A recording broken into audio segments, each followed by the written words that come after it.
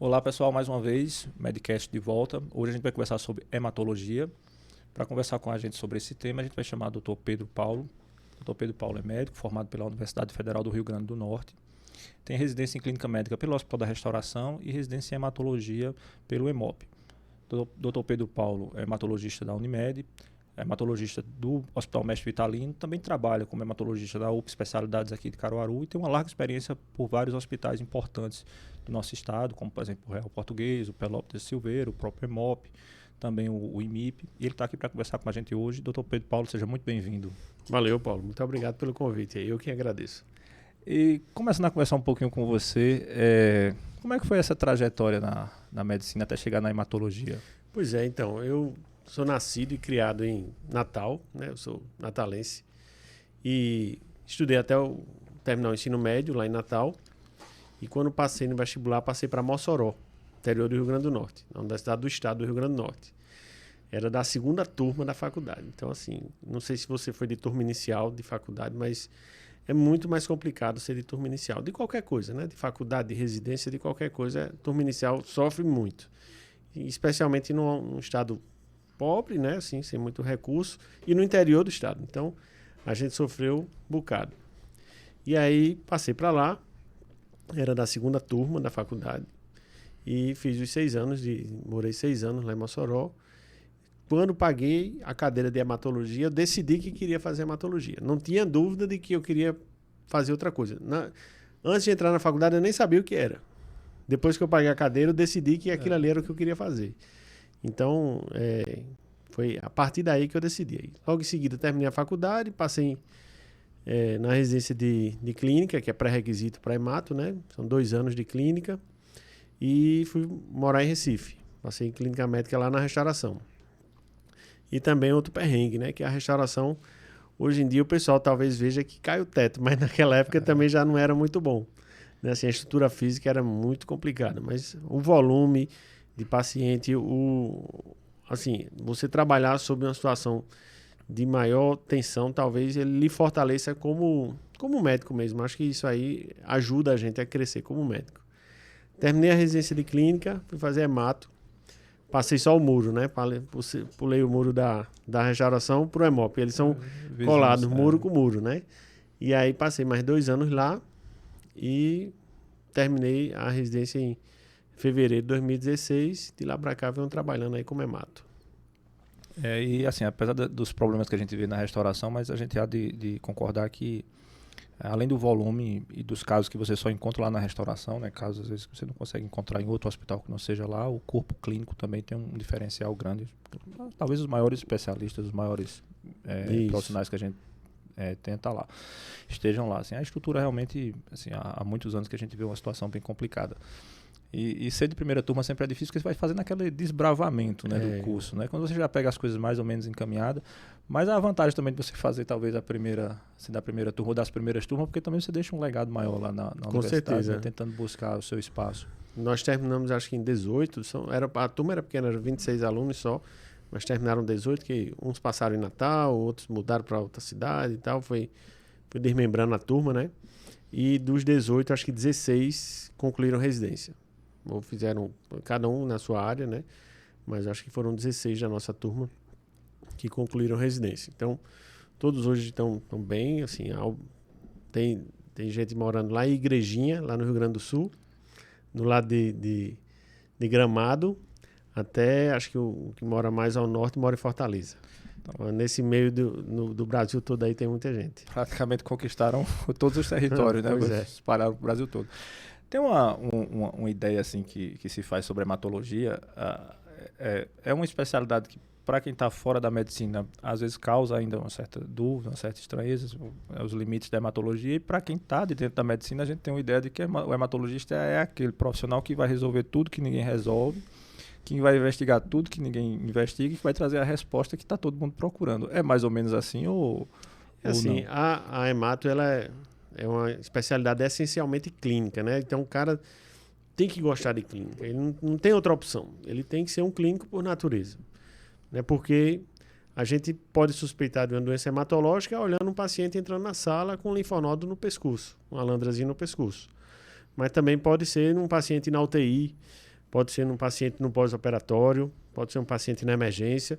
Então, assim, a gente tem que estar atento a todo e qualquer sinal e todo e qualquer sinal deve chamar atenção para a gente, né? Então, assim, mais sinais clínicos. Então, vendo como o paciente anda, olhando a cor do olho do paciente, a cor da pele, né? A gente tem uma ideia, assim, do que pode esperar. Eu, hoje em dia, fazendo um consultório, quando entram alguns perfis de pacientes, às vezes entra assim, um casal. Eu sei que vai investigar provavelmente alguma coisa de trombofilia e perda gestacional na mulher. Quando entra um idoso, aí deve ser alguma doença mais relacionada à anemia. Quando vem uma pessoa mais jovem, uma mulher sozinha ou um homem sozinho mais jovem, tem as tromboses inexplicadas. Então, assim, quando eu chamo a pessoa para vir para o consultório, eu já tenho mais ou menos uma ideia assim do que imagino. E você já está usando um dos pilares importantes da medicina, que é a epidemiologia, né? Então você vai mais ou menos ali pela faixa etária, né? O que é mais prevalente naquela faixa etária, naquela história. Então, às vezes, você nem colheu a história, nem examinar, mas pela epidemiologia já vai começando a direcionar o que é que possivelmente pode ter motivado aquela consulta, né? E falando em consulta, assim, o que é que chega muito no consultório de hematologia? O hematologista, assim, ele tem assim como a área de atuação, mas o perfil do consultório é o mais variado possível. Alguns meninos acompanham comigo lá na UPAE, nas consultas, e é impressionante, eu atendo mais ou menos 15, 16 pacientes por turno, e cada paciente é uma história diferente da outra. Um vem para investigar plaqueta baixa, outro vem para investigar anemia, outro leucócito está alto, outro está com trombose, outro está com suspeita de linfoma, outro está com não sei o quê.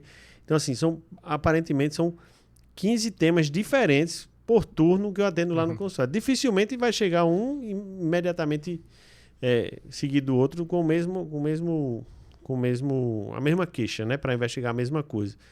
Mas, assim, se a gente fosse eleger por prevalência, eu acho que o consultório da gente, a maior parte do que vem são para investigar as anemias. Assim, disparado é a causa mais frequente. E assim, tem uma ideia de que anemia é sempre falta de ferro, isso não é verdade, né? Você tem as anemias por deficiência de ferro e por outras deficiências, mas a anemia por si só é um mundo enorme com as causas as mais variadas possíveis e também com a relação muito grande com a idade dos pacientes, né? Você não vai talvez não investigar uma anemia de uma criança da mesma forma que vai investigar a anemia de um idoso, né? Exato. Assim, quando a gente vê que chega um paciente para investigação de anemia, a primeira coisa que a gente olha é a história, né? Quanto tempo faz que aquilo ali tem, ou que ele sabe que tem aquilo ali. Se é uma coisa que ele descobriu agora, o exame dele era normal e aquilo passou a ser diferente a partir daquele momento, ou se ele já sabe que tinha aquilo ali já há muitos anos, ou se ele tem um irmão que já tem anemia, ou tem alguém da família que já tem anemia. Pensando nas anemias mais de causa genética, né? Mas a história é importante. Mas o exame lá, o hemograma, para mim, é o pilar. Eu tenho que ver o hemograma e confiar. Isso é uma coisa bem importante, porque às vezes a gente vê exames que são feitos em mais variados locais e a gente não tem uma certeza absoluta de que aquilo ali que está escrito no exame significa realmente que é aquilo ali, né? Então, muitas vezes, eu costumo dizer aos pacientes assim, que eles chegam com o hemograma de uma cidade, de uma prefeitura, né? Então, de um laboratório pequeno do interior. E aí ele vem dizendo uma informação e ele traz, normalmente, um hemograma comparando aquilo ali, e muitas vezes completamente diferente. Tem nada a ver um exame com o outro, né? Aí eu disse, olha, a gente tem que saber de onde é que a gente está partindo. Se eu não souber de onde a gente está partindo, eu vou desprender um custo muito alto, vou ter um custo muito alto para conseguir investigar adequadamente e vou perder tempo para investigar isso. Então, assim, muitas vezes o paciente, quando vem, na primeira consulta, eu disse, eu queria que repetisse o exame em tal e tal e tal laboratório. Porque pelo menos eu tenho uma base. De onde é que eu estou saindo? Porque dali para frente eu vou ter uma noção do que fazer. Porque aí leva em consideração, obviamente, a expertise técnica do laboratório, a metodologia que ele usa é importante. E é importante que as pessoas saibam que a maioria desses laboratórios, hoje, eles não mais processam a amostra, eles só coletam, eles viram um ponto de coleta e transportam para um outro laboratório. Então, muitas vezes, esse transporte não é feito da maneira adequada, essa amostra fica lá naquele laboratório da cidade do interior durante um bom tempo. Quando essa amostra chega no laboratório de destino para ser realmente processado, você já tem uma amostra que não tem uma qualidade adequada. Então, às vezes, essa necessidade de você repetir os exames em um laboratório que você conheça a técnica, né, e que você confie naquele resultado. Porque assim, pra gente, a gente depende muito do olho de quem está vendo. O olho é fundamental. Então, às vezes eu peço para repetir porque eu vejo que a descrição não bate com o quadro clínico, eu vejo que a descrição do que eu estou vendo lá no exame, uma coisa não se correlaciona com outra. Então eu peço, normalmente direciono para alguns laboratórios, porque eu sei que as pessoas que trabalham lá, eu conheço as pessoas. Então eu costumo até dizer que o primeiro setor que eu visitei lá no Mestre Vitalino, quando eu fui entrar no hospital, foi, depois de passar lá no RH, né, para contratação, foi o laboratório. Foi o primeiro canto que eu fui no hospital, foi o laboratório. Porque de fato eu tenho que conhecer quem é que trabalha lá, para quem é que eu vou poder ligar, para perguntar, olha, qual a sua impressão com relação a isso? Você viu o exame, qual a sua impressão? Queria que você recoletasse, queria que você revisse.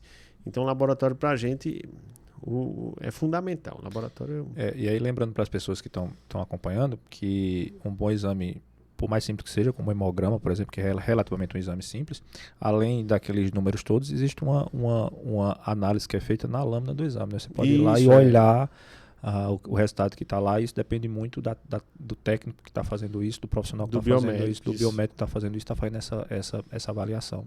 E se isso não é feito da maneira adequada, ou pior, se não é feito, às vezes perde-se uma informação importante naquele exame. Né? Com certeza. E assim, existe, se estendendo ainda um pouquinho na parte de laboratório, mas existem laboratórios que, por exemplo, eles são coletados, os exames são inicialmente processados na máquina. A máquina ela tem alertas que chamam a atenção para o biomédico rever aquela lâmina. Então, o biomédico revê a lâmina. O biomédico não resolvendo o que ele está vendo na lâmina. Esse exame é revisto por um hematologista. Então, isso é realidade em alguns laboratórios em Recife. Então, às vezes, eu acabo pedindo para repetir lá ou laboratórios que coletam aqui em Caruaru e mandam para Recife. Às vezes, eu peço por isso. E às vezes quando tem um resultado muito discrepante assim, do habitual, né, que chama muito a atenção, acaba tendo que precisar de uma revisão realmente. Isso. Né? Acaba precisando de uma revisão. E aí a gente tem essas anemias que precisam ser estudadas e as causas mais variadas, mas a gente sabe que é uma prevalência muito grande de anemia carencial por uma deficiência alimentar. Isso é uma questão fisiológica. Na pediatria, tem um pouco mais de experiência nisso, a gente vê as anemias ferroprivas como sendo uma anemia importante. Algumas dessas crianças já com introdução de fórmula infantil muito precocemente, tem uma absorção de ferro mais deficiente, e mesmo as que fazem aleitamento materno, às vezes a mãe também já tem uma deficiência de ferro e acaba indo para anemia ferropriva. Mas na própria infância a gente já tem que ter cuidado, porque as anemias da infância também precisam de uma investigação um pouco mais detalhada, né? Aquela anemia que o paciente tem, que ele sabe que tem, que foi prescrito um tratamento, na maioria das vezes, num posto de saúde ou com algum médico de confiança dele, que ele fez lá 2, 3 meses de reposição de ferro, seja com qual seja a marca do ferro lá que ele fez a reposição. E a anemia persiste, assim, a gente tem que começar a pensar que provavelmente não é anemia por deficiência do ferro. Devem existir outras causas que estão gerando aquilo ali. Aí tem as causas genéticas, as outras causas carenciais, relacionadas a distúrbios endocrinológicos, a distúrbio hepático, as próprias doenças oncológicas da hemato, né? As doenças oncológicas como um todo. Então, tratou 2, 3 meses, não houve melhora, não é mais por aquilo ali. Então, assim, ou até se for por aquilo ali, você precisa corrigir o fator que está precipitando. Por exemplo, uma mulher que faz tratamento para anemia ferropriva e continua com hiperfluxo menstrual. Então, não é só tratar mais a reposição de ferro, é tratar o fluxo também, né? Então, se a mulher tem muita perda no período menstrual, vai fazer anemia por causa dessa perda. Então, isso é extremamente comum. Não adianta fazer uma super reposição de ferro se não resolve o problema que é a perda que ela está tendo. Eu costumo dizer a elas assim, que ela escolhe ou toma um medicamento para parar o fluxo menstrual e não ter anemia, ou toma um medicamento para tratar a anemia. Vai ficar um ou outro, não dá. Ela escolhe. Aí ela diz, porque eu tenho dor de cabeça quando eu uso anticoncepcional. Isso tá bom, não tem problema. Você vai usar remédio para tratar anemia. Mas... E aí existem também outras medicações que podem ser feitas para substituir esse anticoncepcional oral, assim, tentando diminuir esse sangramento, né? Mas ela também não pode fazer essa reposição de ferro. Isso é uma coisa que as pessoas têm que ter cuidado, associando a anemia à falta de ferro e fazer uma reposição de ferro excessiva, porque esse ferro em excesso também... Isso, o ferro também em excesso... problemas, né? A gente tem um controle bem rigoroso do ferro que a gente precisa, né? Então, via de regra, a gente só vai absorver o que a gente precisa.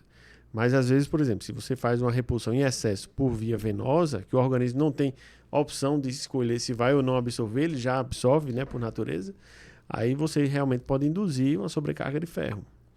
E, às vezes, isso acontece. O paciente vem lá do interior, tomando noripurum venoso há 2 meses, fazendo reposição noripurum venoso, quando, na verdade, é anemia por deficiência de vitamina B12. Então, assim, não vai melhorar nunca. Ele está repondo uma coisa que não está faltando. E a coisa que está faltando ele não está repondo. Então, que não deixa de ser uma anemia carencial, mas por carência de outra coisa que não necessariamente o ferro. Porque as pessoas também precisam entender que outros elementos podem cursar com... a deficiência dos elementos podem cursar com anemia, né? A vitamina B12, folato, a gente vai ter que fazer essa reposição para tem que dosar esses 3 aí, são importantes as dosagens relacionadas ao ferro, a vitamina B12 e o ácido fólico. Eles são os tijolos para a produção da célula do sangue. Então, se ela não é produzida, vai ficar com anemia. Mas não só elas causam, né? E além disso, você ainda tem aquelas anemias que são provocadas por respostas autoimunes, aquelas anemias que são provocadas por doenças de tireoide. Então, você veja uma quantidade enorme de coisas que precisam ser investigadas, né? Doença de tireoide é uma coisa, talvez das outras causas, saindo um pouco das causas carenciais, talvez doença de tireoide seja a causa mais frequente de anemia. Pego muito paciente que eu dou diagnóstico de doença de tireoide. E às vezes fica insistindo nessa reposição de ferro e não investiga outras causas. E aí é que vale a gente fazer o alerta da base da medicina, né? A epidemiologia com anamnese, ou seja, uma boa coleta da história e um exame físico bem criterioso, né? Que direcione, né, para qual vai ser a nossa suspeita. E a gente ainda tem alguns testes de triagem que são feitos no caso da pediatria. A gente faz o teste do pezinho, porque se o paciente tiver alguma alteração, como por exemplo uma anemia falciforme, um indicativo de anemia falciforme, você pode fazer uma triagem lá naquele teste do pezinho. Né? De um tempo para cá isso deu uma ajudada, né, porque a eletroforese e hemoglobina, que é o exame que detecta se a pessoa tem doença falciforme, ela passou a ser feita no pré-natal, na mãe. Então a gente já cria abre uma janela de oportunidade para saber se a criança pode ter ou não, né? Então, além da criança que vai ser testada com o teste do pezinho, a gente faz também, é feito também na rotina do pré-natal a eletroforese de hemoglobina. E aí a gente tem 2 momentos que a gente pode detectar essa criança que tem a doença falciforme. Hoje em dia, assim, eu vejo muito dificilmente eu fazer um diagnóstico de doença falciforme que não foi feita pelo teste do pezinho. A gente ainda tem pacientes mais idosos e tal, mas que não descobriram por meio do teste do pezinho. A maioria descobriu o teste do pezinho, aí foi para exame de triagem, foi para o posto de saúde, depois se referenciou para um hemocentro e aí acabou diagnosticando. Às vezes o que a gente acaba diagnosticando um pouco mais tarde é o traço falcêmico. Né? A pessoa não tem anemia falciforme instalada, mas ela tem um traço falcêmico, aquela hemoglobina às vezes assim que está meio limítrofe e em algum momento investiga-se... Algumas causas genéticas que são feitas pelo teste do pezinho é mais tranquilo. A gente consegue ver bem hoje em dia, assim, que vem muito paciente bebezinho ainda, vem pro intercom. Eu sou hematologista adulto, né? Mas acaba que, por não ter hematologista pediátrico aqui em Caruaru, eu vejo as crianças. Quando é algo mais simples, que é mais para orientação, eu dou a orientação. Quando é algo mais que necessita assim, de um cuidado mais específico do hematopediatra, eu encaminho para o hematopediatra. Mas vem muita criança com uma consulta de triagem com o hematologista, né? E aí vem com o exame alterado, seja um teste do pezinho, seja a deficiência de G6PD, que são causas de anemia genética, né? E aí lembrar que esses pacientes de anemia falciforme tem que ter um acompanhamento mais específico, porque eles podem entrar numa coisa que a gente chama de crise falcêmica, né? E aí lá na frente eles começam a perder mais ainda dessas hemácias, eles começam a aumentar essa anemia, né? Ficam com outros sintomas, podem ter dor importante, podem ter condições mais graves como AVC, por exemplo. Então a gente tem que ficar de olho nesses pacientes. A doença falciforme, ela tem uma gama muito ampla assim de apresentação. Desde o traço falciforme, que é aquele paciente completamente assintomático, carrega a informação genética da doença falciforme, até os pacientes com um espectro mais grave, né? Com crise, anemia, dor. E esses aí eles precisam ter acompanhamento mais regular, esses pacientes de espectro mais grave. Esses de traço, eles têm mais que ter orientação. E os da doença falciforme, da anemia falciforme, realmente tem que ter acompanhamento. Hoje, é até uma coisa interessante, Paulo, até muito tempo, durante todo o tempo eu acho que existiu o EMOP, todos os pacientes de doença falciforme foram acompanhados no EMOP, em Recife, e no EMOP aqui em Caruaru. E também em Petrolina, né? Mais de 1 ano e meio, mais ou menos, para cá, a Secretaria de Saúde do Estado, ela começou um programa de descentralização dos pacientes falciformes. E aqui em Caruaru está acontecendo isso. Eu faço parte lá na UPAE.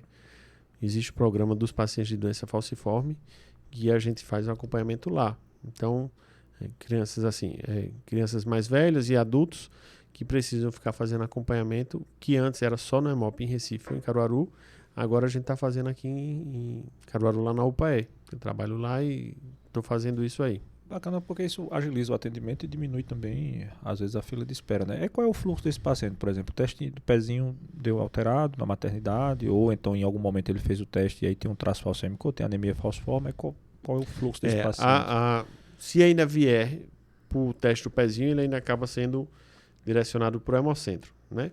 Mas esse programa que eu estou falando específico é para aquele paciente que tem anemia falciforme, ou seja, aquele cara que precisa de acompanhamento e que precisa usar a medicação para não ter crise, né? Que é um remédio chamado hidroxiureia.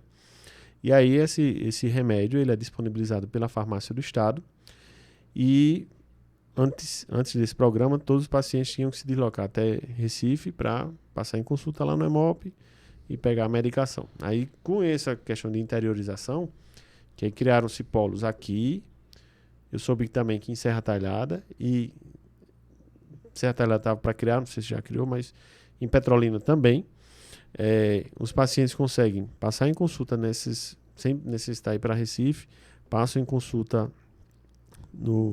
nas unidades nas UPAs de especialidades e passam em consulta com a hemato e ele libera a medicação. Então, agilizou essa questão de deslocamento, diminuiu o tempo de deslocamento. Hoje eu tenho um paciente de doença falciforme que vem de Salgueiro para cá, para Caruaru, mas ela está achando uma maravilha, porque antes ia para o Recife. Ela ia para Recife. Encurtou quase aí a metade da viagem, pouco menos da metade da viagem. E aí, lembrando dos pacientes com anemia, então, ainda falo de maneira geral das anemias, se o paciente tiver uma alteração no exame de sangue, a princípio, o médico assistente ou o médico do PSF deveria fazer uma avaliação inicial, desconfiando que há possibilidade de outras anemias que não são por ferropriva. Se não responder à reposição de ferro ou se tiver alguma alteração naquele exame que chame a atenção, encaminhar sempre para uma avaliação do especialista, né? Mais ou menos esse é o roteiro, né? Fez aquele teste terapêutico inicial, né? Fez a medicação, usou 2, 3 meses, não respondeu, ou ele pode iniciar assim, a investigação, não há problema nenhum de outras especialidades investigarem, né? Investigar sempre tireoide, dosagem de B12, de ácido fólico, prova de hemólise, falciforme. Colher bem a história, fazer né? Exame físico muito que às vezes a gente recebe o encaminhamento na UPA assim, anemia. Anemia e fica... às vezes é o próprio paciente, né? Às vezes tem um paciente que faz o exame de sangue, porque todos os exames laboratoriais eles têm um valor de referência do lado. Isso, né? O paciente olha a referência, está fora da referência e aí quer procurar o hematologista. E às vezes acaba sobrecarregando muito o especialista com coisas que não deveria ser do especialista, né? Não precisaria. E aí a gente falando de anemia, a anemia está muito relacionada com as alterações das hemácias, né? Que são uma das séries que a gente tem lá no hemograma. A gente tem as hemácias, a gente tem as plaquetas, a gente tem os leucócitos. Se a gente deixar as hemácias de lado e partir para as plaquetas, existem algumas alterações importantes associadas com plaquetas, né? As plaquetas podem estar muito altas, por exemplo, em processos infecciosos, e podem estar muito baixas também, né? A gente chama de plaquetopenia. essa queda de plaquetas. E aí uma coisa que aparece muito nos pacientes, assim, a gente vê muito na pediatria, são aqueles pacientes que aparecem com as mancinhas roxas na pele, né? E a gente faz o exame de sangue e às vezes a plaqueta está baixa, então a gente chama de púrpura. É uma coisa que acontece muito na pediatria, né? Mancha, para a população em geral, é sintoma de muito medo, né? Aquelas manchas, aqueles roxos, aquelas coisas ali, assim, vem muito paciente desesperado, achando que tudo é leucemia, né? Então, assim, então, tem um monte de coisa que causa mancha, né? Desde as doenças próprias da pele, mas também as doenças hematológicas. E aí, habitualmente, quando aparece mancha, seja em adulto, seja em criança, a pessoa faz o hemograma e vai para o hematologista. Isso é um fluxo extremamente comum. Que é quase uma receitinha de bolo, né? É, quase uma receita de bolo. Apareceu mancha, apareceu plaqueta baixa, vai para o hematologista. Ou às vezes até com hemograma normal, né?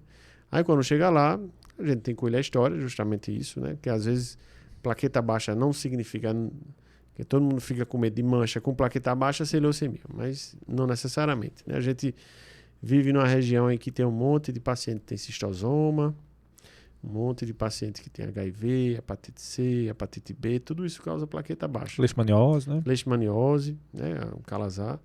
E aí tudo isso causa plaqueta baixa. Então, assim, existem, claro, as doenças graves, né? As doenças graves, elas estão aí, elas aparecem realmente, as leucemias chegam, mas a imensa maioria das vezes, plaqueta baixa não necessariamente é leucemia, graças a Deus, né? Mas isso que você estava falando, né? É uma doença comum da pediatria, essas púrpuras, essas manchas que aparecem, seja elas realmente acompanhadas de plaqueta baixa, que é o que a gente chama de PTI, púrpura trombocitopênica imune. Então é mancha com plaqueta baixa, muito frequente na faixa etária das suas crianças.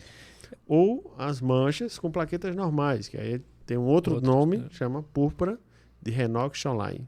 O nome é difícil, mas a doença é fácil de tratar. Eu falo para os alunos, a gente recebe alguns desses pacientes lá no Mestre Vitalino, eu falo para os pacientes, olha, se tem uma púrpura que é trombocitopênica, então se o cara colocou o nome trombocitopênica é porque vai ter púrpura que não é trombocitopênica, senão ele não classificaria assim. Então lembrar das não trombocitopênicas, ou seja, às vezes o paciente pode fazer púrpura com um exame de sangue relativamente normal, as plaquetas pelo menos normais, e aí elas têm apresentações clínicas um pouco diferentes. Agora é curioso, você estava comentando, porque às vezes outras coisas podem baixar a plaqueta. O paciente pode ter feito uma infecção viral, por exemplo, na pediatria, isso acontece muito, a plaqueta é baixa. E aí foi jogar bola, levou umas pancadas na perna, ficou com as manchas na perna. E quando pediu o exame, aí misturou uma coisa com a outra. Aí a gente fica muito preocupado quando essas manchas acabam surgindo em regiões que não são regiões de contato, né? Se espalha de maneira geral pelo corpo, aí precisa de uma investigação, de uma avaliação importante, porque há a possibilidade de também se tratar de uma doença um pouco mais grave. Né? Realmente é assim, quando a gente vê manchas na pele associadas a episódios de sangramento, isso aí é um sinal de alerta importante, né? Sangrou nariz, sangrou gengiva, sangrou na urina, sangrou nas fezes, a plaqueta deve estar baixa mesmo, né? Então não deve ser nada falso, não. Teve outros sintomas, como febre, a criança está prostrada, a criança ou adulto, né, está prostrado, está indisposto, deve ligar o alerta. Que aí realmente as leucemias elas têm uma apresentação parecida com isso. Não necessariamente todo mundo que está com esses sintomas vai ter leucemia, claro, né? Mas aquela coisa, sintomas de aparecimento súbito, né? A criança estava bem, né? O adulto estava bem, e uma semana para outra apareceu um monte de mancha, está sangrando, tem infiltração gengival, a gengiva está inchada, né, como a gente diz. Isso aí é sinal de alerta. E assim, não são raros os casos, e parece que eles escolhem a sexta-feira à tarde para chegar no consultório, de paciente que chega exatamente assim. E normalmente é o último ou penúltimo paciente da sexta-feira à tarde, né? Quando a gente já está encerrando, acha que vai encerrar aquela semana bem tranquila.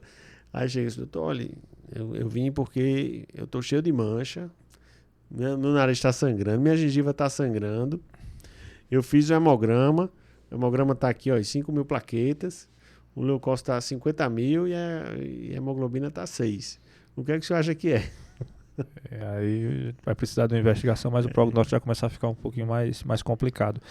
E notar também que muitas vezes esses pacientes, além de uma queda do estado geral, podem ter febre também, né? Pode ter uma mudança de coloração de pele. Uhum. Então são coisas que chamam muito a atenção. No caso da pediatria, a gente fica muito atento à questão do estado geral da criança. Às vezes a mãe fica com a criança, traz a criança para avaliação com mancha no corpo, mas a criança pulando, correndo, brincando, a gente já fica um pouco mais tranquilo. Mas a mãe diz, olha, além das manchas no corpo, ele está quietinho, ele não quer brincar, ele não quer comer, teve febre, perdeu um pouco de peso. Então essa criança também precisa de uma avaliação mais pormenorizada. Para as pessoas não terem dúvidas, só para ficar talvez um pouco mais claro, as plaquetas, entre outras funções que ela tem no organismo, ela tem uma função importante de parar o sangramento, né? São agentes que o sangue utiliza para estancar o sangramento. Então, se essas plaquetas elas baixam muito, você tem a chance de, por exemplo, quando começa um sangramento, o organismo não conseguir mecanismos de parar o sangramento. Então, por isso que qualquer trauma, qualquer pancada vai provocar sangramento. E nessas regiões mais sensíveis, como por exemplo nariz e boca, você vai acabar podendo ter um sangramento ali. E aquele sangramento acaba não fechando e fica sangrando, e sangra bastante. Essas coisas chamam muita atenção. Então, em geral, a gente não é para sangrar espontaneamente. Então, se um paciente tem um sangramento espontâneo, ele tem que ter uma avaliação já na emergência possivelmente, e uma avaliação com um hematologista, né? Uhum. Recentemente eu até atendi a esposa de um colega médico. A história foi assim, eles estavam programando uma viagem para Maceió, aí viajaram para Maceió, aí chegou lá, a menina apareceu um monte de mancha na viagem lá, durante os dias que estava na viagem, e parou uma menstruação, e começou uma menstruação que não parava não, de jeito nenhum, não tinha o que fizesse para parar a menstruação. Aí o rapaz, né, o esposo médico, aí levou na urgência lá. Aí quando chegou lá, 3.000 plaquetas. 3.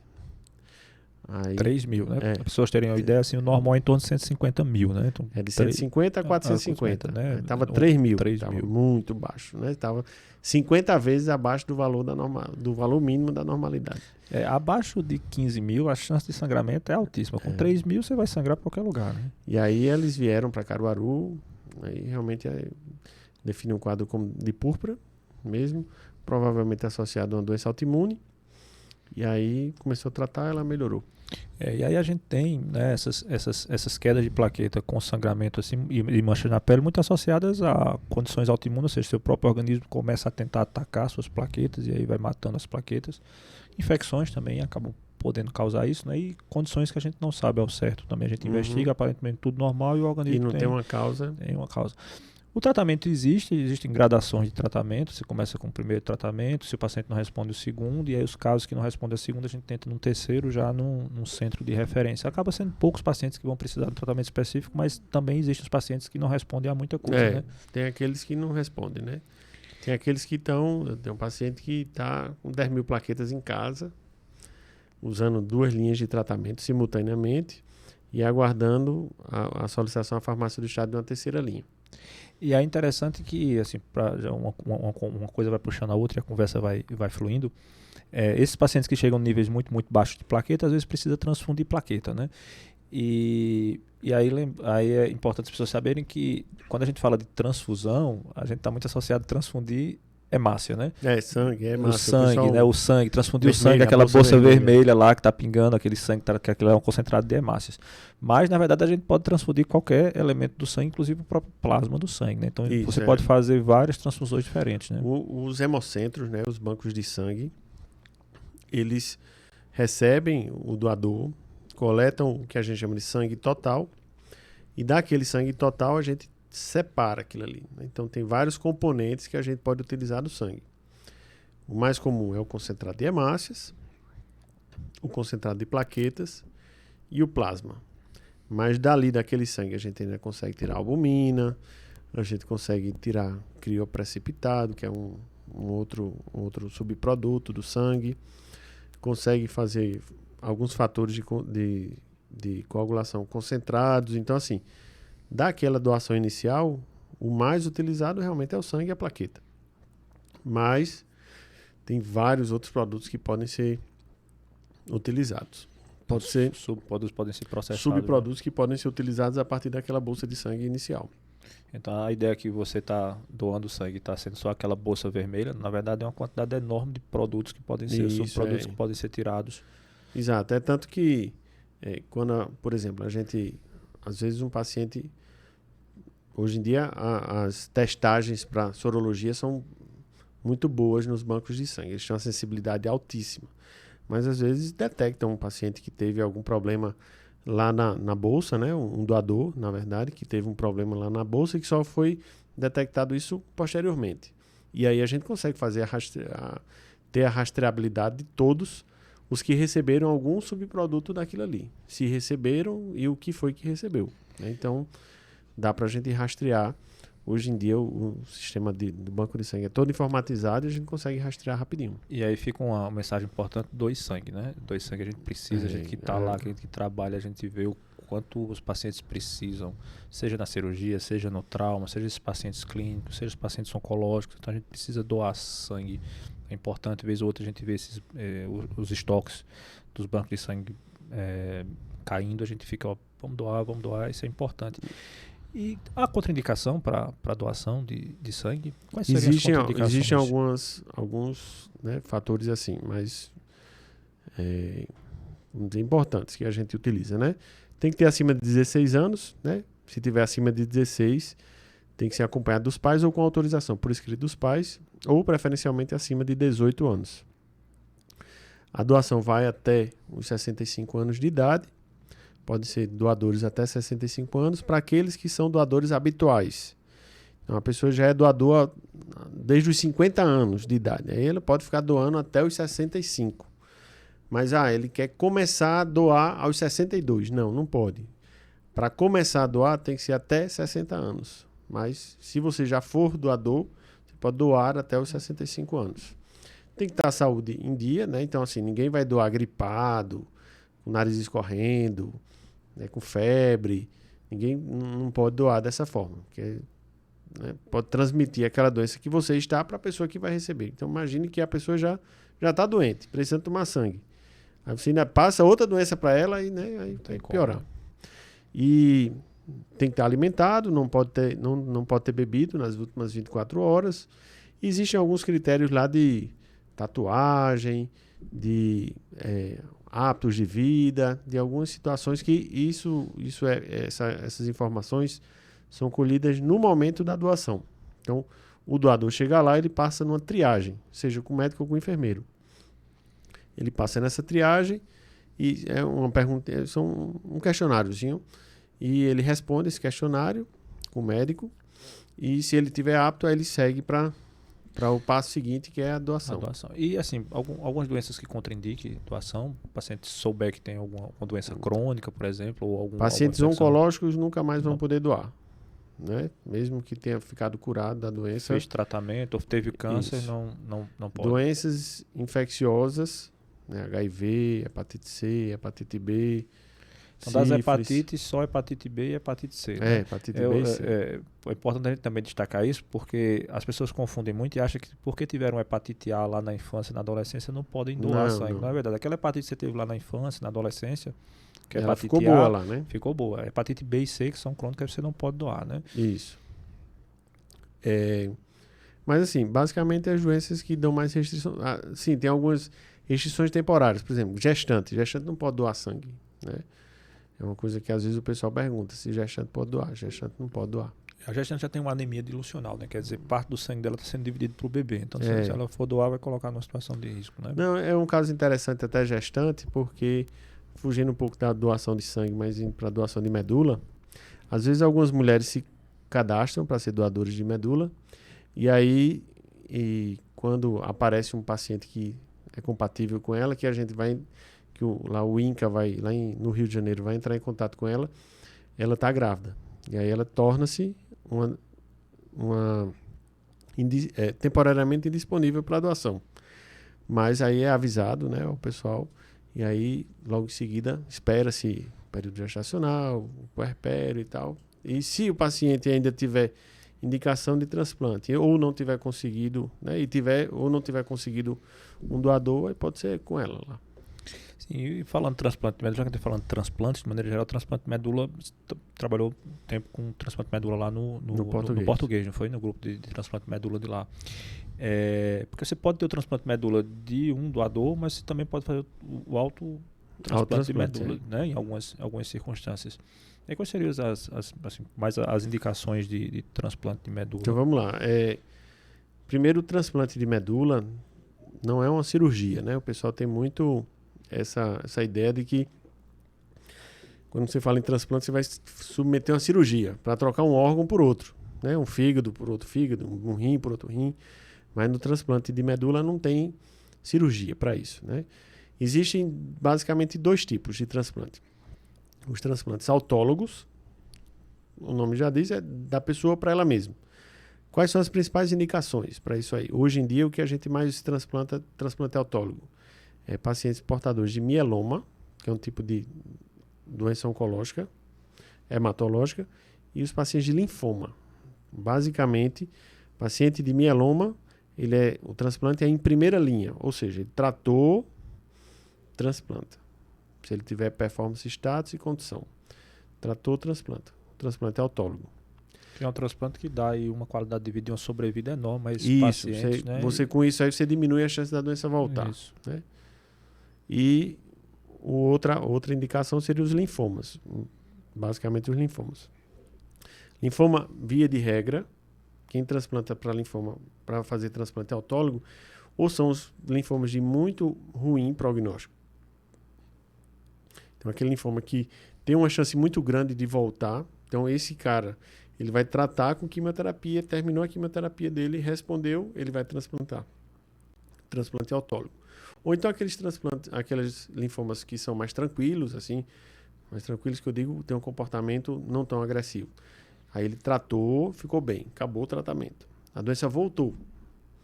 Voltou, ele trata de novo, e aí quando ele estiver em remissão, aí ele transplanta.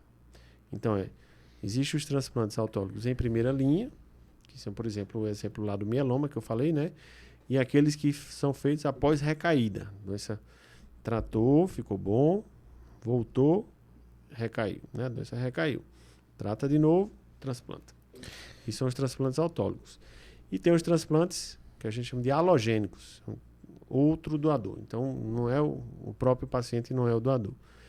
E aí, esses aí entram as leucemias.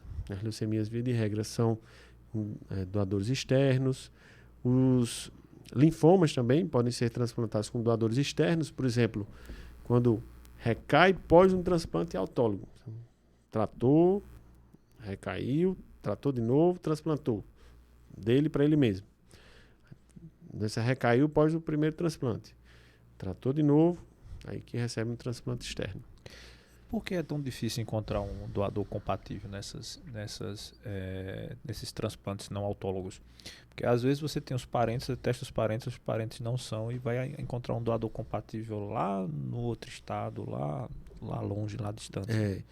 Assim, a compatibilidade que é avaliada para o transplante, ela utiliza uma série de genes que são os genes do HLA, é uma parte mais específica aí de compatibilidade, e que eles têm muitas variáveis. Então, são jogos de combinações de genes, que eles dão variáveis diferentes. Então, isso aí geram inúmeras possibilidades de combinação. Então, para você encontrar uma combinação semelhante à sua, às vezes é mais fácil uma combinação semelhante à sua com o seu próprio irmão. Às vezes você acha que o seu próprio irmão seja com uma combinação igual à sua.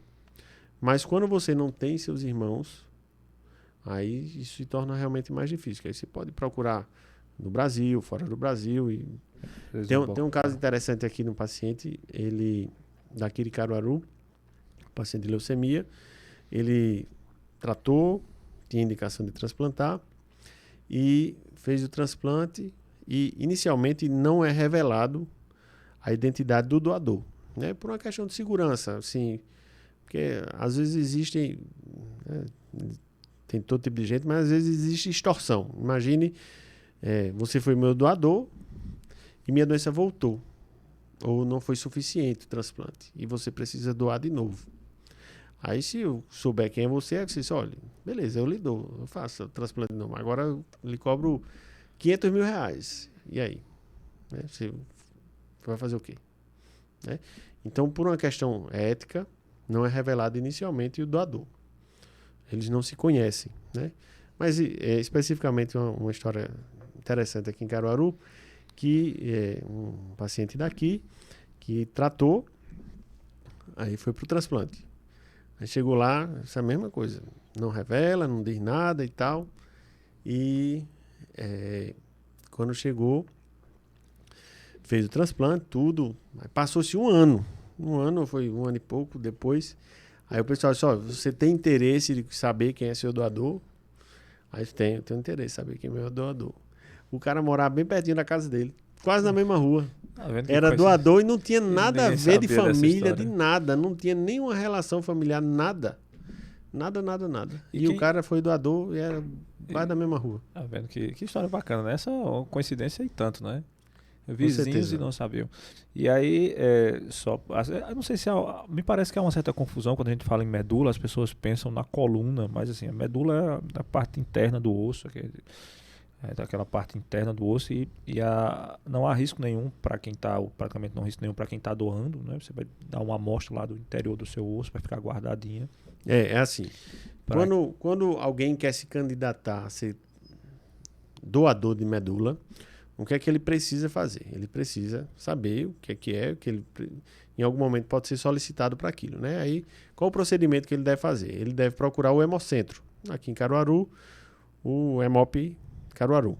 Aí ele chega lá, vai passar em uma conversa lá com a assistente social vai explicar como vai aprofundar um pouco mais essa conversa, passou uma espécie de triagem também, né? Justamente para aquilo que a gente falou. Por exemplo, não pode ser doador de medula quem teve um tratamento para câncer, quem se tratou para câncer. A mesma contraindicação que teria para ser doador de sangue é doador de medula. Né? Então, é feita uma triagem também. E aí, ele vai fazer o seguinte, ele vai chegar lá e vai coletar um exame de sangue, na verdade. Quem quer se candidatar para ser doador, ele vai doar sangue. Ele vai coletar um tubinho de sangue. Esse tubinho de sangue vai para processamento, fazer justamente isso que eu te falei aí do HLA, e ele vai criar a informação genética dele, daquele doador. Aquilo vai ficar armazenado num banco de dados, em que as pessoas que acessam esse banco de dados não têm acesso a quem é a pessoa. Então, quem regula isso no Brasil é o INCA. Então, essa amostra sai daqui, de Caruaru, vai para Recife, é feito o estudo do HLA e é cadastrado esse estudo no INCA. Então, fica lá na base de dados do INCA. E fica somente essa informação da doação do exame de sangue, né? Aí, por algum acaso, surgiu um potencial paciente para receber. Então, tem um receptor para aquela amostra. E o receptor coleta também a amostra, testa inicialmente com os familiares, não conseguiu familiar. Aí, o médico que acompanha ele cadastra nesse mesmo setor lá do INCA. Só que é tudo pelo computador isso, né? O INCA é quem faz essa comparação. Então, existe o banco de dados do INCA, e aí você cadastra o seu paciente e joga os dados dele. Colocou lá, você espera aí uns 15 dias, mais ou menos, o INCA vai lhe mandar um e-mail. Descobrimos tais e tais e tais e tais doadores, possíveis doadores. Deseja prosseguir? Aí você responde o e-mail dizendo que sim, deseja prosseguir. Aí ele vai começar a contactar aquelas pessoas que foram possíveis doadores, para saber se a pessoa está viva ainda, se não está doente, se está em condições de doar, né? Aí isso é um primeiro contato. Quando tem esse primeiro contato, aí essa pessoa é convocada ao Hemocentro que ela fez aquela primeira coleta. Então, vamos dizer, o camarada vai receber a ligação lá do INCA e vai dizer, olha, você tem um possível paciente para você doar, você ainda está querendo, você ainda deseja ser doador, desejo. Está em condições de doar, estou. Pronto, então vá a um Hemocentro. Ele vai lá no Hemocentro, coleta novamente a amostra e essa amostra é enviada direto para o INCA. O INCA aí nesse caso é o INCA quem vai fazer a compatibilidade, não é tipagem sanguínea, não é isso não, é outro grau de compatibilidade, né? É um teste muito mais específico, muito mais específico. Aí, não, realmente bateu. Aí você é um doador que está apto a doar realmente a medula. Aí vai ver qual vai ser a logística. O paciente é lá de Goiás. Então ele vai estar lá em Goiás, o paciente, e o doador é daqui de Recife. Ele pode doar aqui em Recife e a amostra ser transportada daqui para Goiás, ou o doador pode ser deslocado. O próprio INCA banca isso aí. Ele paga hotel, paga hospedagem, paga tudo pro cara. Ele vai lá para Goiás, lá para Goiânia lá, fica no hotel e coleta a medula e aí depois volta para casa. E a coleta da medula é feita por uma técnica aspirativa, né? Isso, Você Aí aspira o conteúdo que tem dentro do osso. Isso, Aí a coleta de medula é feita em um ambiente de bloco hospitalar. O paciente está anestesiado, está sedado, ele está de barriga para baixo, está de bruços, né? E aí é feito punção aqui no quadril, assim, atrás, e aí coleta o material da medula. Na altura da cristilha, que a gente chama de bacia, né? A parte do osso ali geralmente é a parte que tem uma melhor condição de doar e assim, a superfície de contato ali é maior. Fácil de você conseguir aspirar, né? E aí essa amostra o paciente vai receber e... Isso, aí ele recebe... Quando a gente coleta, né? Pra você ter uma ideia, a gente coleta mais ou menos, pelo peso do receptor, a gente coleta aí de 700, 800, 900 ml do doador de sangue coletado da bacia, né? Aí esse sangue é filtrado lá na hora e muitas vezes é uma coisa extremamente cronometrada o transplante de medula. Ele tem data para começar e data para terminar e hora. O paciente, né, que vai receber a medula, ele vai fazer quimioterapia de tal a tal dia, o doador vai chegar a tal dia, a coleta vai ser tal dia, a infusão vai ser tal dia. Assim, existe uma organização para isso aí muito intensa dos centros transplantadores. Isso é fundamental. Porque não pode... começou a quimioterapia, o doador não está aqui, o doador faltou, sofreu um acidente e tal. E aí... Isso já até aconteceu. Tem uma história lá do pessoal de Recife que um doador sofreu um acidente. O carro quebrou, alguma coisa assim na estrada. E era o receptor estava lá, internado no Português, e o doador vinha, parece que era da Paraíba. Aí no meio do caminho o carro quebrou. Aí foram lá buscar o cara. No trânsito do Recife não é tão impossível isso acontecer, né? O trânsito do Recife é uma coisa complicada. E assim, a fisiologia e a ciência por trás disso é muito bonita, né? Porque você vai pegar um paciente com uma medula defeituosa, você vai fazer uma quimioterapia para basicamente zerar, ou seja, matar todas as células da medula daquele paciente que está com a doença.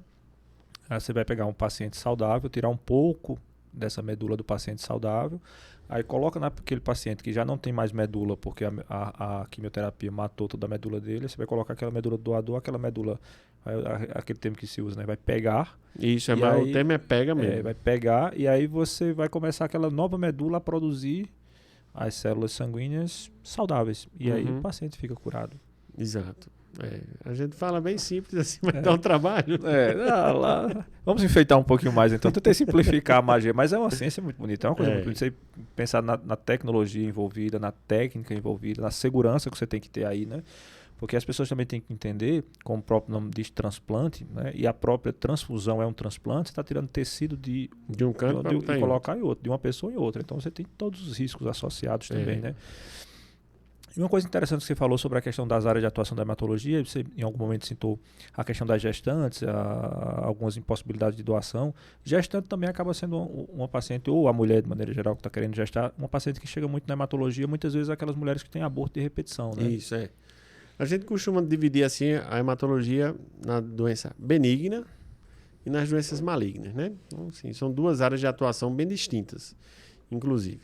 Aí nas benignas entra a investigação de anemia, de plaqueta baixa, leucócito baixo, então tem as investigações lá. E nas doenças oncológicas, são as doenças oncohematológicas, são essas que a gente está falando, né? Das leucemias, e as gestantes justamente entram na área das doenças benignas, né? E uma indicação bem frequente que a gente tem no consultório é justamente investigar uma coisa chamada trombofilia. Para as pessoas que não sabem, trombofilia é o seguinte: é uma condição que você detecta através de exame de sangue que aumenta o seu risco, aumenta o risco da mulher, né, no caso, de ter perdas gestacionais ou complicações gestacionais, ou também eventos de trombose. Então, a definição é bem grande, né? Alteração no exame de sangue que aumenta o risco de ter complicações gestacionais ou eventos de trombose. O evento de trombose podendo acontecer em homem e mulher, né? Mas as complicações na mulher. E as complicações podem ser desde perdas precoces, aquelas perdas com 8, 9, 10 semanas, as perdas tardias, lá no finalzinho da 34 semanas em diante, aquelas perdas relacionadas à pré-eclâmpsia, então é uma coisa que a gente ouve pouco falar, mas existe sim a relação entre alguns tipos de trombofilia e pré-eclâmpsia. Alterações, né, ali no vaso, né? Nos vasos da placenta, né? Isso, aquelas mulheres que fazem restrição de crescimento intrauterino. Então existem algumas complicações, por isso que a gente não fala só aborto, mas a gente fala complicações gestacionais, que pode ser do aborto precoce, o aborto tardio, restrição, pré-eclâmpsia. Fica muito mais amplo, né? Fica mais amplo, a definição fica mais ampla, assim. E aí é uma outra área de atuação bem extensa. Então, vem muito, muito mesmo. É uma coisa que a gente faz muita investigação de trombofilia. Aí a gente vai levar em consideração a história pessoal da mulher, quantas vezes isso já aconteceu, né? Quantos eventos de trombose isso já aconteceu. Qual foi a característica do evento de trombose? Ela estava bem e de uma hora para outra perdeu? Não, fez um procedimento ou teve um sangramento? O que foi que aconteceu? Como se deu essa perda, né? Como foi a descoberta disso aí? Vai levar em consideração a história familiar de outras perdas que existem, algumas trombofilias que são genéticas. E a gente vê o mesmo comportamento na família. Várias pessoas da família tiveram perdas, né? Ou história pessoal e familiar de eventos de trombose. A mulher chegou já com... já tive 2 eventos de trombose. Tive uma perda gestacional. Pode procurar. Deve ter alguma coisa aí por trás que está justificando e juntando essas duas coisas, trombose e perda gestacional. Aí começa a sua investigação, geralmente, né? Você consegue fazer alguns exames laboratoriais que mais ou menos vão indicar. São os exames mais específicos, né? Então, às vezes a mulher chega, eu já fiz tanto exame e nunca descobriu nada.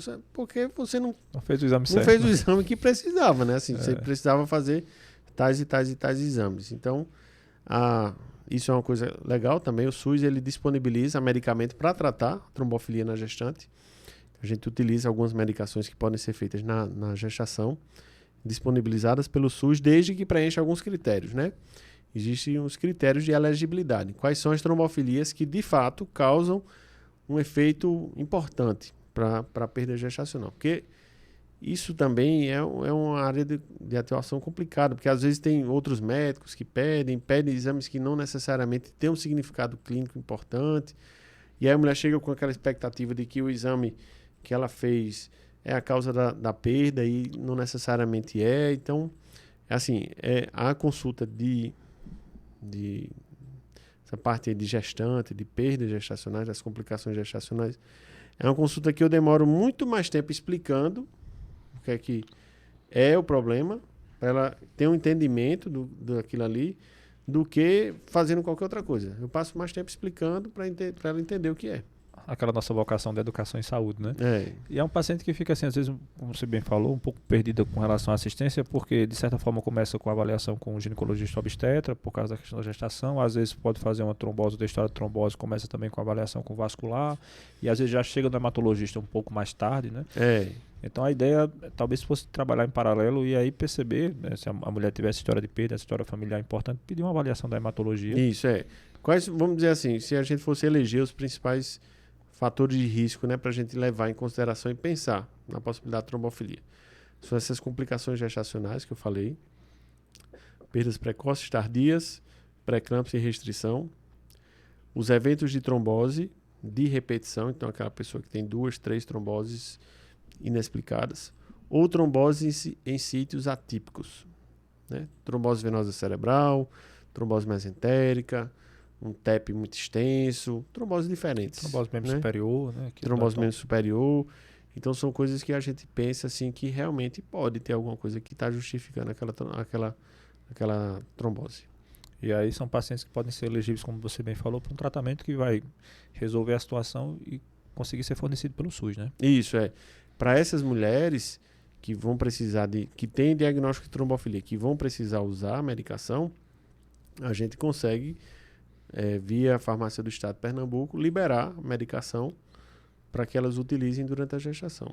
E é interessante... Até porque elas são caras, né? Assim, para você manter o tratamento contínuo, né? A enoxaparina, que é o remédio que a gente usa mais frequentemente, que é disponibilizado pela farmácia, cada ampolinha, se ela comprar num preço bom, assim, se ela pesquisar e encontrar barato, ela sai cada ampola R$50. E a gente tá falando da medicação diária, né? E ela usa todos os dias da gestação e 6 semanas após o parto.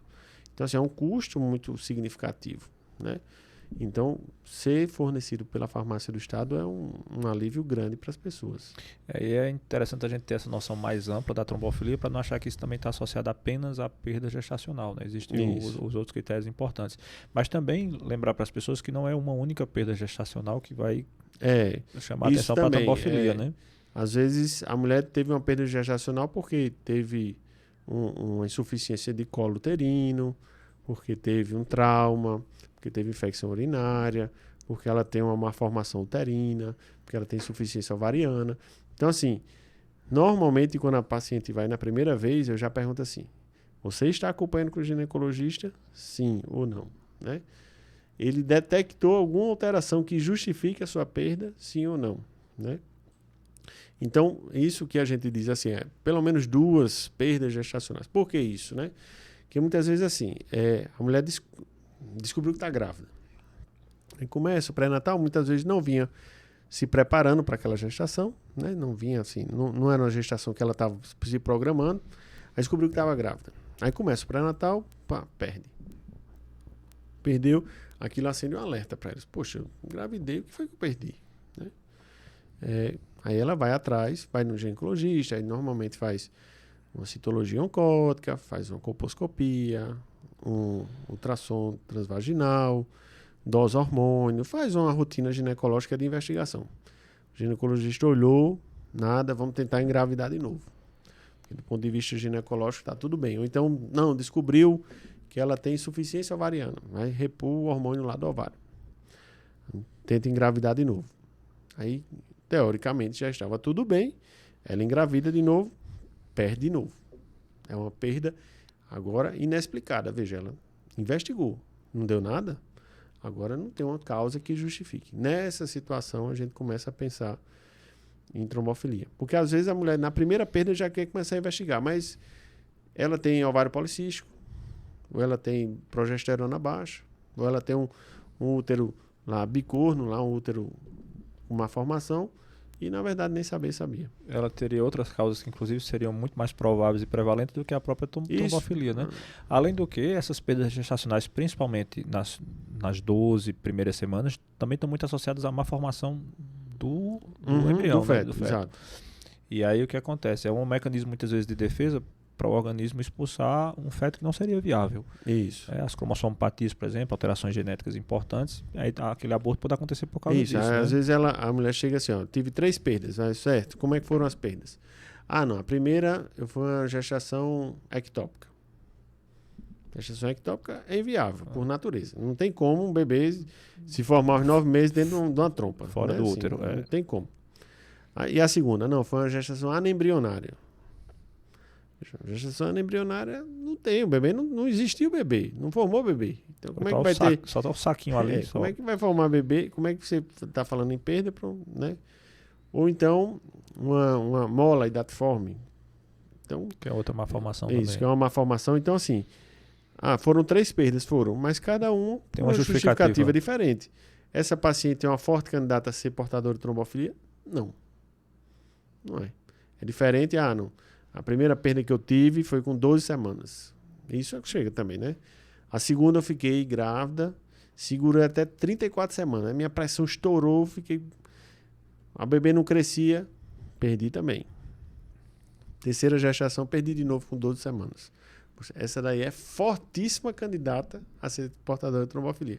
Veja que a história da perda muda completamente o que a gente vai imaginar. E esse exemplo que você deu é interessante porque foram, assim, você acabou colocando dois exemplos de 3 perdas, né? Então, 3 perdas. Mas uma história bem colhida na primeira praticamente já afasta o diagnóstico de trombofilia. Exato. E uma história bem colhida na segunda indica uma grande possibilidade de trombofilia, né?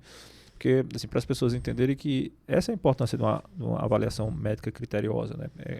Ver a história, ver a epidemiologia, examinar o paciente para conseguir direcionar os exames, né? Ou na família, alguém já... Não tem ninguém na família. Existem as causas, assim, quando a gente fala em trombofilia, tem as causas genéticas e as causas adquiridas, né? As causas genéticas, via de regra, você vê na família outros comportamentos relacionados à trombofilia, seja perdas, tromboses ou alguma coisa. E as causas adquiridas, a causa mais frequente que a gente tem na causa adquirida é a SAF, síndrome do anticorpo antifosfolípide, trombofilia extremamente agressiva quando vem em apresentação completa. Inclusive, a gente faz um tratamento a mais, a gente, além da enoxaparina, a gente usa também a AS para esses pacientes que ela tem uma alta taxa de perda gestacional. Então, tem alguns pacientes aí que tem SAF, associado inclusive a lúpus.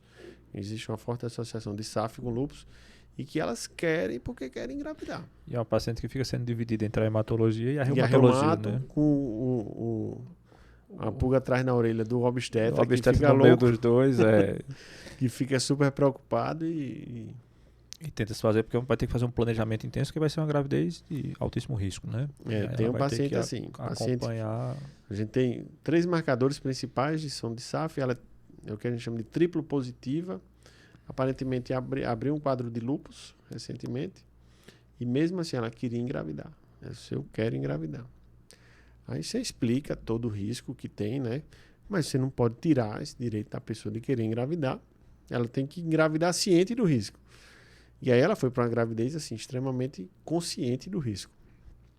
Fez tudo o que precisava. Fez AS, fez Clexane, acompanhava com a obstetra, perdeu peso, que ela estava meio gordinha para começar para ter uma vida mais saudável, começou a atividade física, dieta, aquela coisa toda. E fazendo tudo certinho. 24 semanas, 24 semanas, abriu um quadro de pré-eclâmpsia, precisou interromper a gestação. O bebê não resistiu 5 dias e perdeu. Quando limita ali da viabilidade realmente, né? Aí, assim, mas veja, a gente, para uma gestação dessa, foram quantas consultas para ela chegar a uma gestação dessa?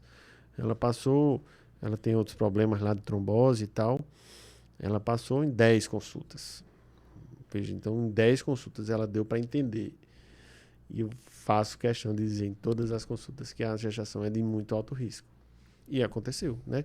Quando a gente diz assim, a trombofilia aumenta o risco.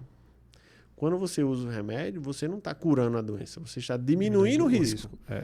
Não é que não exista, mas você é menor do que se você não estivesse fazendo nada. E é importante que as pessoas saibam assim, os limites da medicina, né? Assim, a gente consegue orientar, explicar, diminuir risco, mas a gente não consegue isentar o risco, né? A gente não consegue, tem coisas que a gente não consegue fazer, né?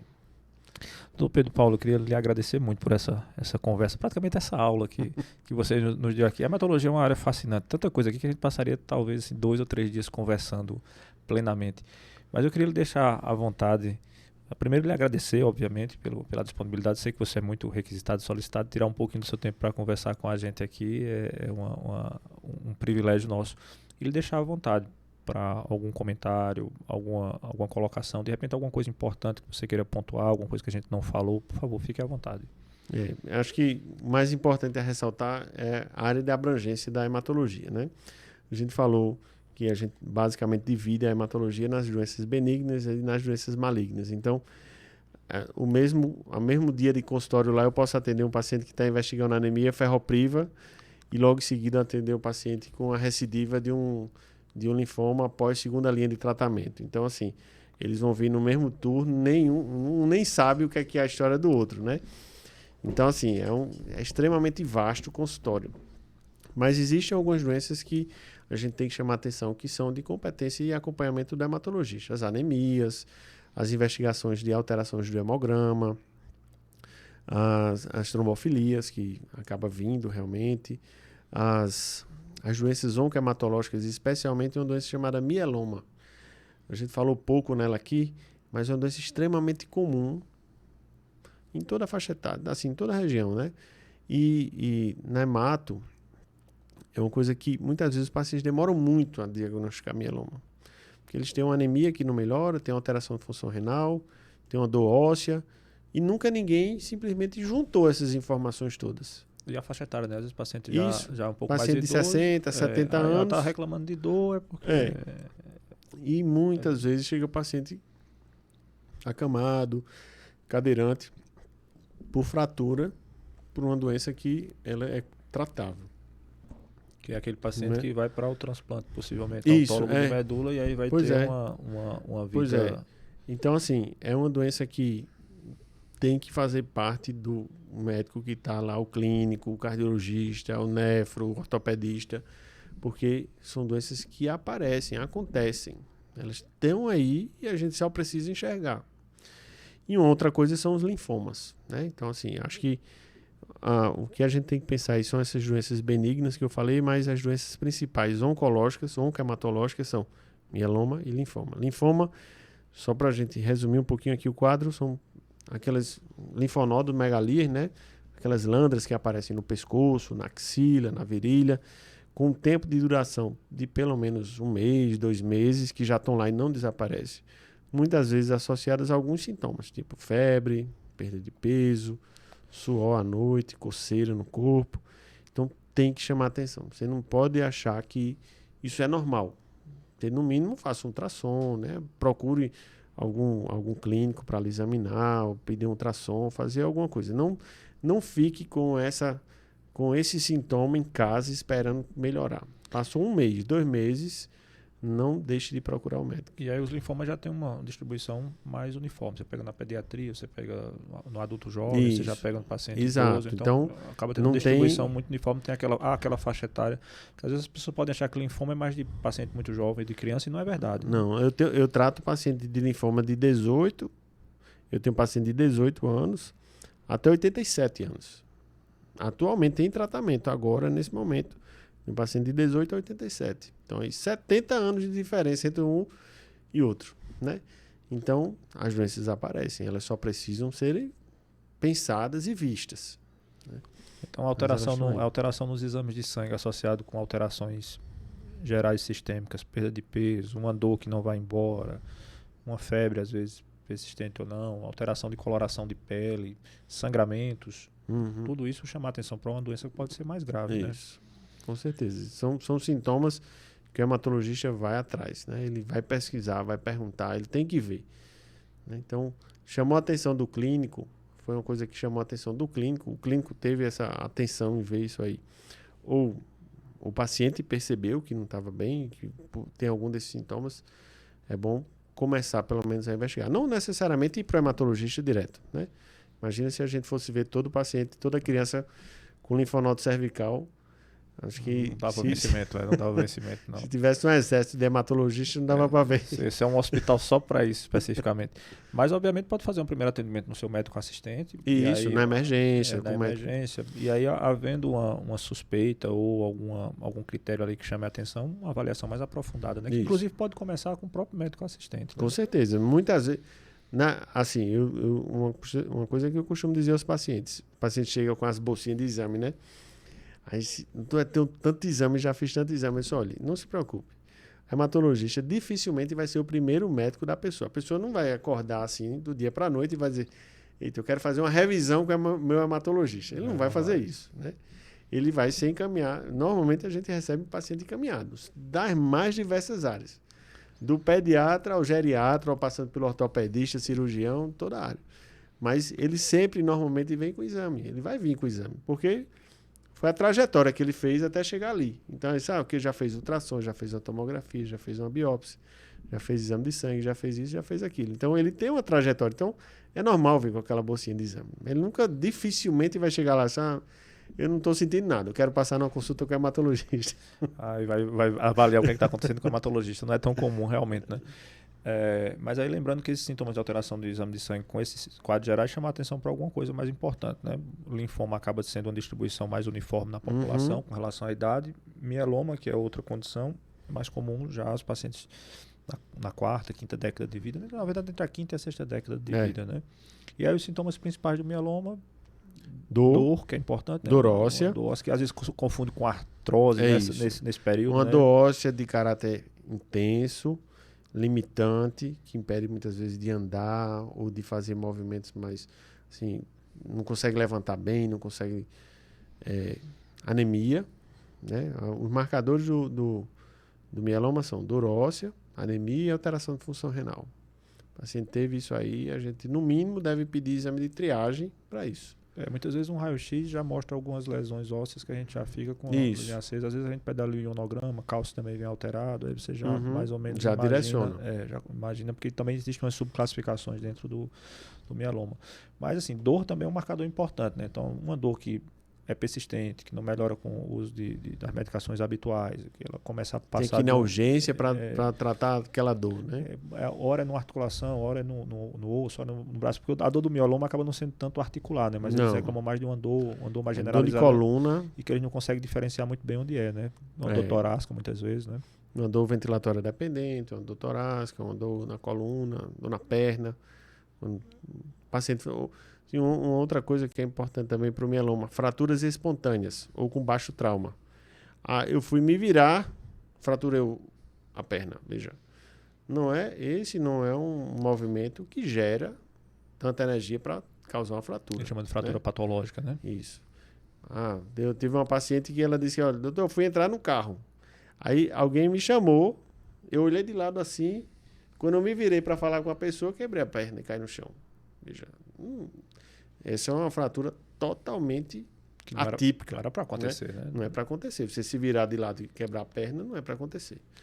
O meu sogro teve mieloma, né? O diagnóstico a gente conseguiu dar relativamente cedo. Começou com uma dor torácica importante, uma dor torácica importante, só que o trabalho dele é um trabalho que ele é marceneiro, então ele já tem um trabalho um pouco mais pesado e atribuiu-se a princípio a dor por causa disso. Depois ele começou a reclamar que a dor piorava quando ele respirava, né? Então a gente chama de ventilatório dependente. Aí vamos pedir um raio-x.